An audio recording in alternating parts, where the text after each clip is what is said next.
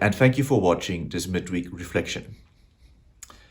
One of the most prevalent social issues that we face is what we may call false people. The ones who exploit, the hypocrites, the ones who say one thing but then do another. Jesus has some strong words for such people, especially those who claim religious righteousness, who impose rules on others, but then when it suits them, simply breaks the rules. In Matthew chapter 23, Jesus calls such people whitewashed tombstones, respectable at first impressions, but containing vice. The Apostle Paul, equally, in 2 Thessalonians chapter 3, admonishes that we should avoid such people. He goes on and even saying that such people should not be even counted among the Christian community. His argument is saying, look at my life. I worked hard for my food. I live a disciplined lifestyle. The question is, how should we distinguish such general advice and then elevate it to theological status? In Psalm 128, it endorses such a universal work ethic, but he attributes it that it is born from a deep respect, or what the psalmist calls a fear of God, who in return will bless such people with peace and prosperity, because that is what integrity inherently deserves. The danger of falsehood in particular is just how easily we can make an economy out of it, a social transactional system, whereby the typical response to falsehood and fake people is mistrust. Because it's natural for us to adapt our behavior in response to such encounters. And you can just think of your own examples in this instance. The blessing that God offers of peace and prosperity on the one hand should, however, not be just assumed naively as we seek to hold accountable politicians, the government, our neighbors, and that which we see and read on social media. But the irony is that in the process it becomes a seemingly self-induced curse of building walls of suspicion, of making a currency out of mistrust in our quest for self-preservation. And as we become increasingly cynical and negative and unpleasant people, we lose respect for all, including God, as we mistrust in the wake of ensuing anger of the injustice that's being done to individuals.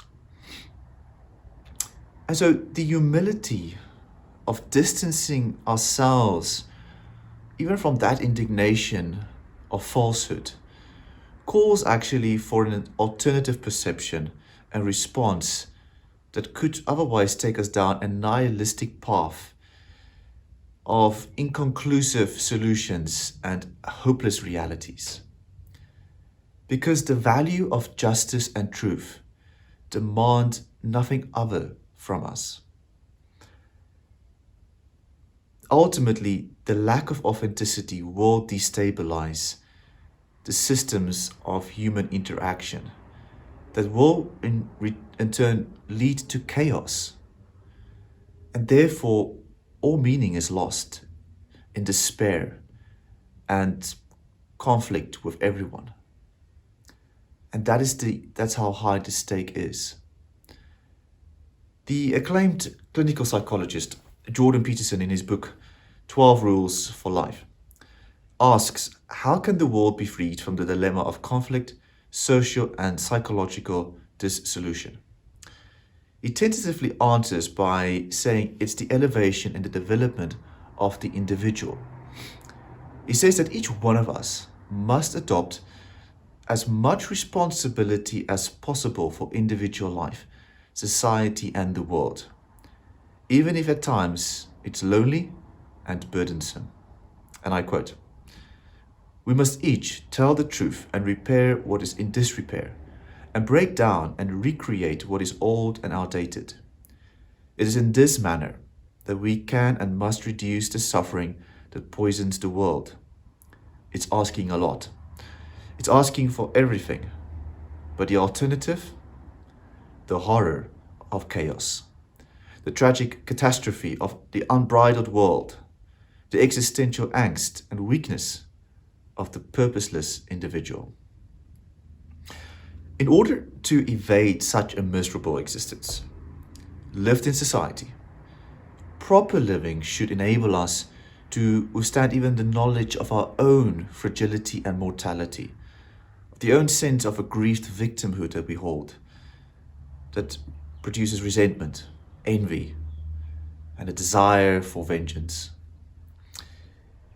It may even help us to resist the construction of such shields of falsehood that would seek to protect us from even the inability to adequately address the societal and personal problems that we have to deal with.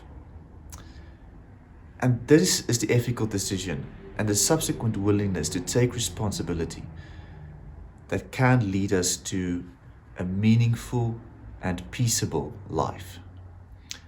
The ancient biblical writers knew this, and they constructed it and wrote this in the expression of their own cultural and linguistic ways. Importantly, I think, they framed it in the theological expression of meaning that attains anthropological longevity, informing us, this generation, of God's intent to consistently desiring to establish order, peace, and progression. Amen.